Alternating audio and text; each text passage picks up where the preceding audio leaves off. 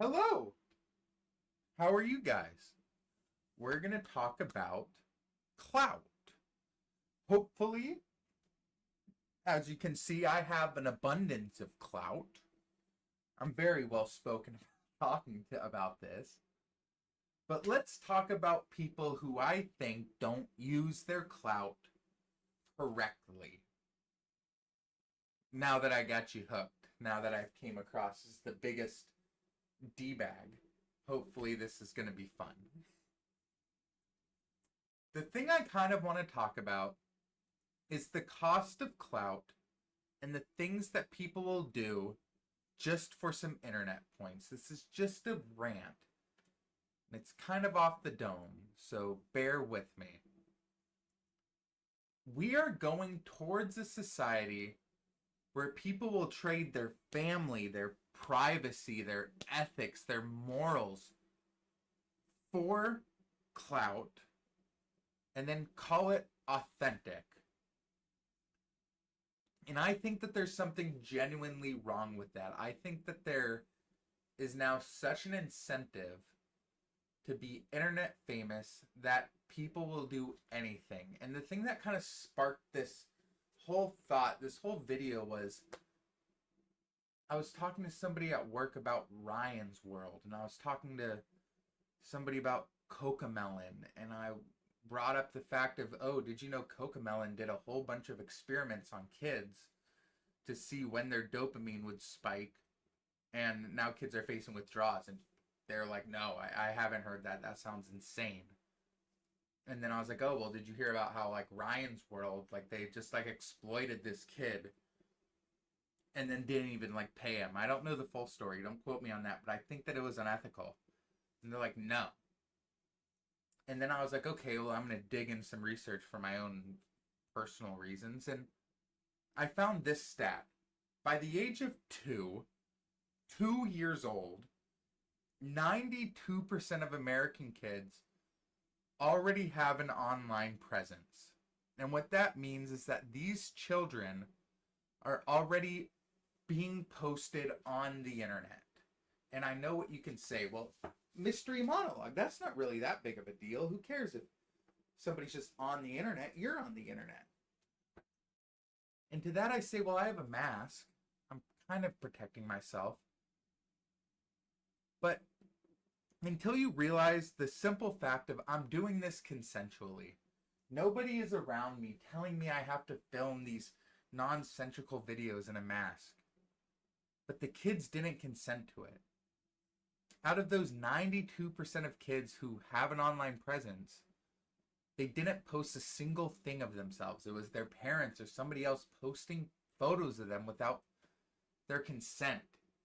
And they're labeling it as being authentic. They're labeling it as like, look at my family, look at this. And that's not morally correct in my eyes. With the emergence of AI and how easy it is to jailbreak AI, it's very simple. Me personally, I don't want my face or my likeness tied to my face out on the internet for somebody to use it for something I don't consent to.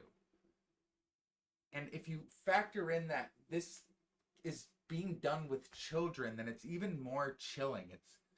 It's a gross thing to think about. And we are doing this for likes. We are doing this for recognition. I don't care who tells you that it's so they can show their family stuff. No, it's for the dopamine that you get with likes.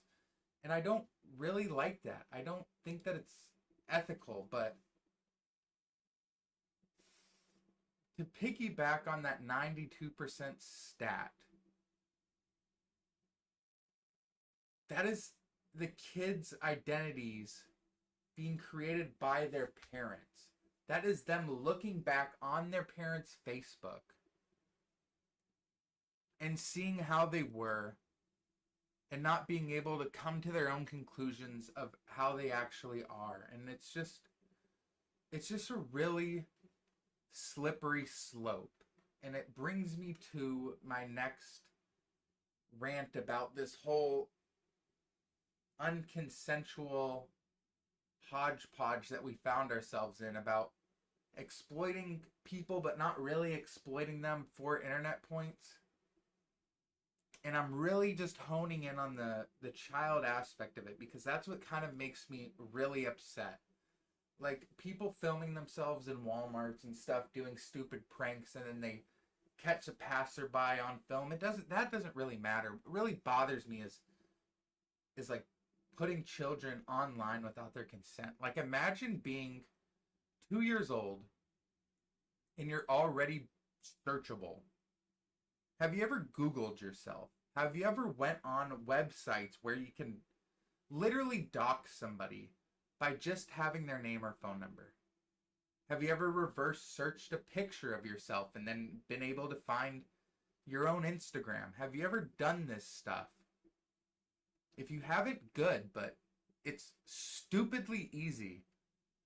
And before these highly impressionable beings learn to talk or walk, like, the parents have already made it TikTok so they can get paid off the influence of their child. It's without understanding what people can do with just a picture of somebody.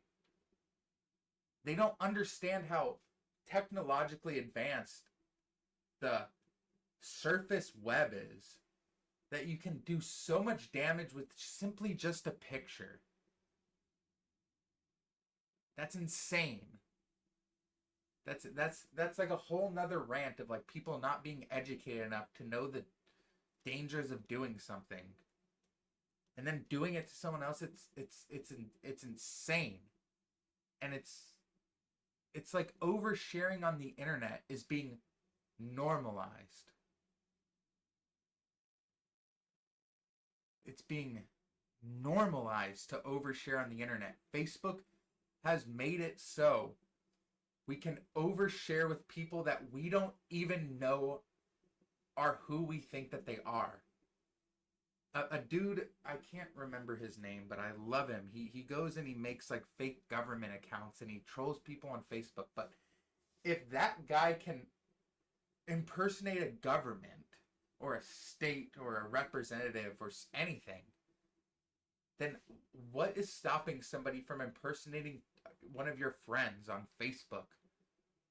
It just really bothers me. And it's all framed on like, oh, well, we're just being authentic. We're just letting it all come out. And that's fine and dandy. I'm a very open person, as contrary as it might seem due to the mask. But if you know me in person, I am very open. I will talk to anybody and I will tell you anything that you want. But I'm very private about what I put online, because I know the dangers of what could happen if you tickle the wrong person's feathers and you've posted everything about you online.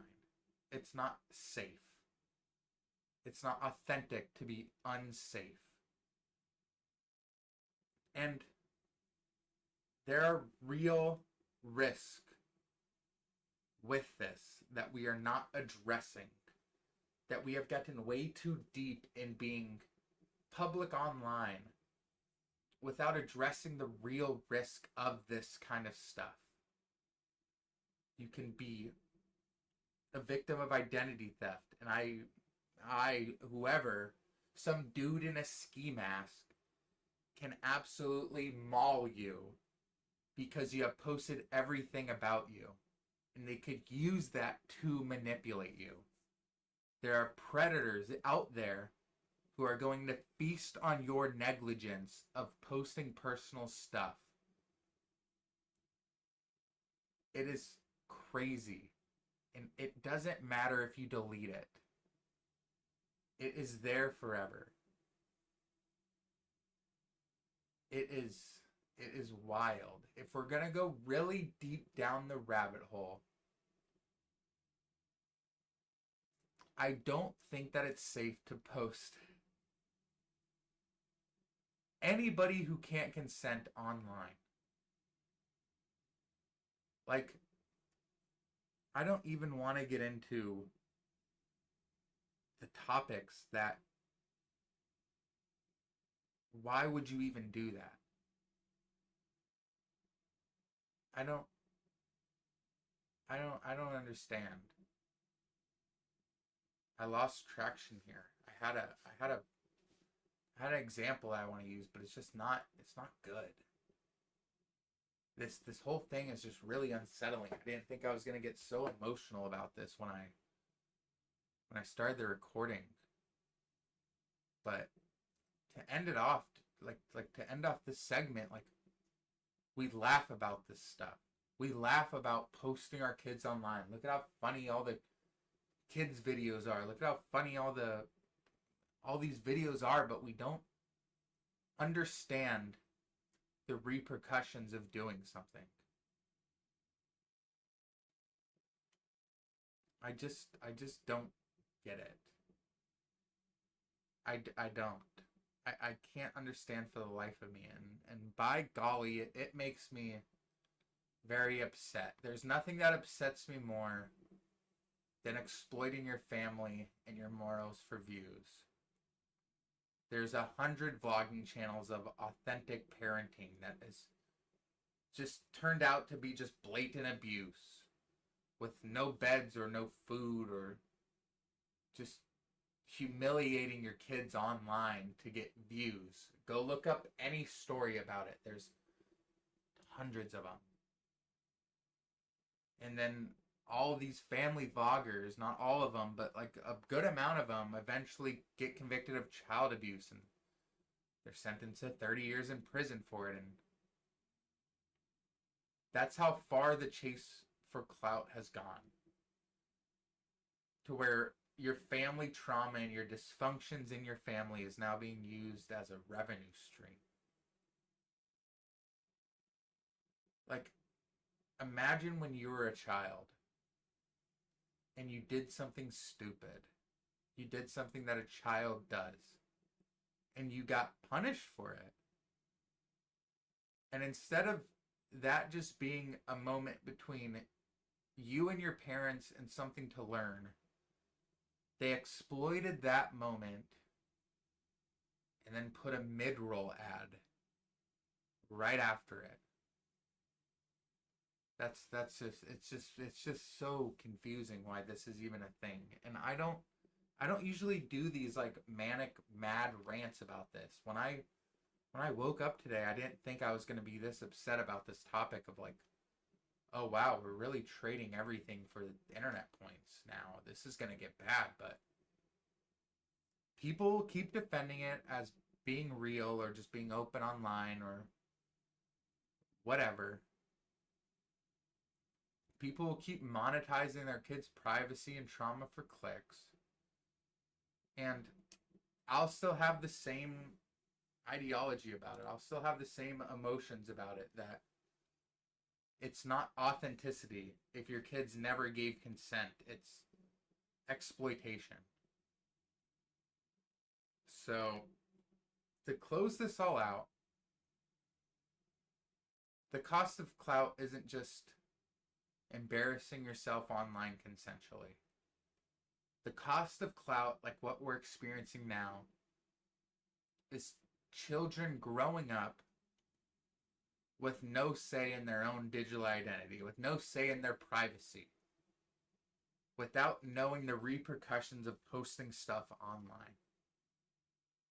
We have traded our youth's privacy for engagement, and we're calling it content. We are ruining our youth's mind by saying that making this content is a good thing before they know the repercussions of doing it. This isn't cool. I think this is bad. But then again, what do I know? I'm just an adult dude ranting online with a mask. And with that being said, if you liked it, hit the subscribe button.